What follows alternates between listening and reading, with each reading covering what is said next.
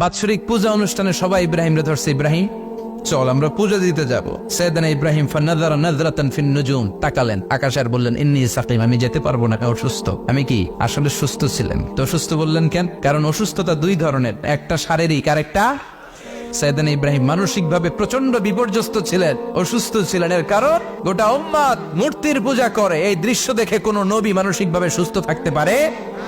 উনি বললেন আমি অসুস্থ, তোমরা যাও। সবাই বলল ঠিক আছে আমরা যাই। ইব্রাহিম তুই আমাদের ঘরের মূর্তিগুলারে পাহারা দে। মূর্তি পাহারা দেওয়ার জন্য কারে পাওয়া গেছে?